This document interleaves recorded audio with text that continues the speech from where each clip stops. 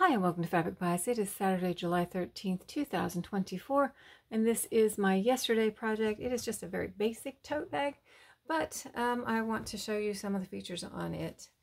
So the cool feature about this bag really is the fabric that I used. And so this is fabric that was donated to us, and this exterior fabric is called, well, here's the label on it, Nancy Crow for John Caldor, and there's the rest of it. So that's what it's called. I don't know where it was bought or anything like that. Like I said, it was donated to us. This is the interior fabric striping here on that. And what's really cool about this fabric is if you look at the bag, it looks like I actually used two different pieces of fabric. And if you look at this side seam here, you can see the real difference in here. But I actually used one piece of fabric, the width of the fabric.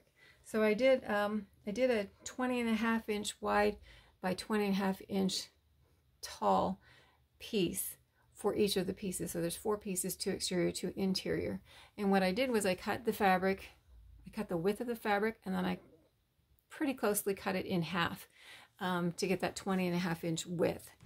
And so from here you can see the fabric starts here, this color, on the right hand side, I think, right or left, I guess it depends on how you have the fabric turned, and then it comes across, and then if you look here you can see that it's the same. This is the piece that I cut and then joined back together as I was creating the bag, and then as you keep coming across it changes and changes and changes to this color here on that.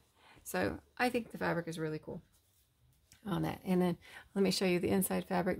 It's super gorgeous fabric as well.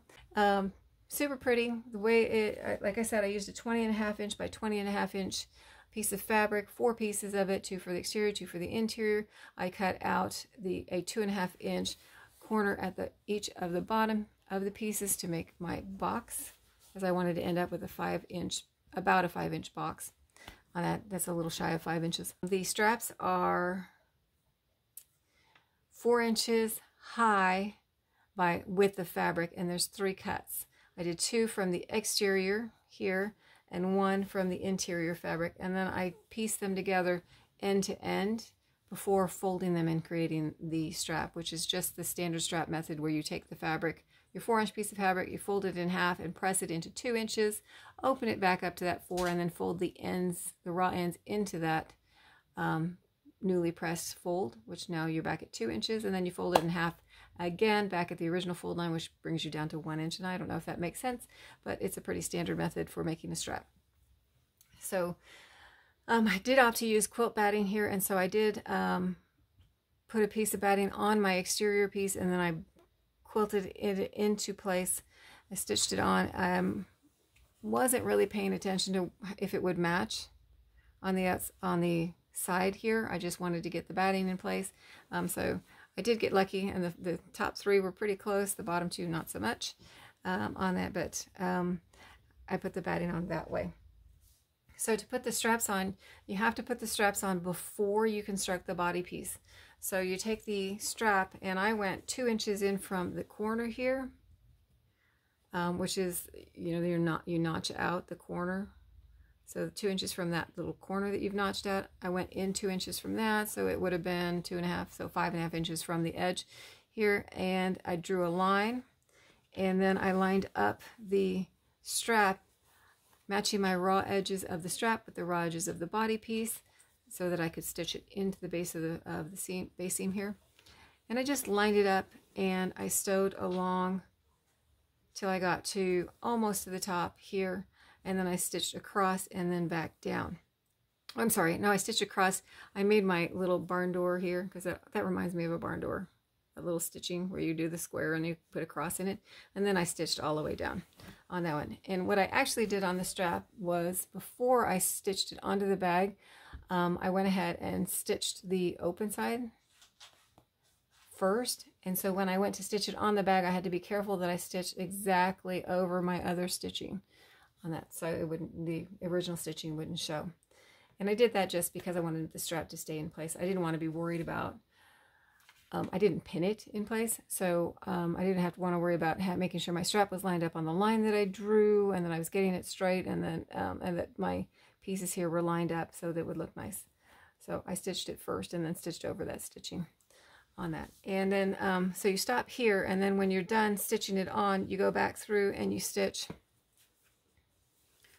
the rest of the strap here. So you stitch the other side closed on that, which looks like I forgot to do on this side, so I'll have to go back and do that. No pockets or anything like that, but if I wanted to put pockets on, this is the at this point would be where I would put the pockets on. So once your strap is in place, you're going to stitch your side seams together, and then you pull it open to stitch your base seam here, or corner seam, sorry, here. Sides and base. Sorry, you have to do your sides and base first. And then you can do your corners, pull your corners open. And then on this bag, I didn't do a turning seam on this bag. What I did was I folded the upper seams in 1 inch. And usually I only go about 1/2 inch, but this time I decided to go with 1 inch because it's a really big bag, and I don't know, inch felt right. So I went in 1 inch, folded each in 1 inch, and then I slid the interior into the exterior, and I stitched around the top twice here. Did I already say that this was for holding these?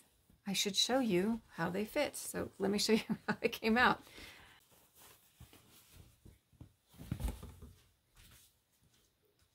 All right. So there it is. Nice and full. Let me show you all the way around. Ta-da! So I hope you like it. I hope that wherever and whenever you're at, you're having a great time. And thanks for watching.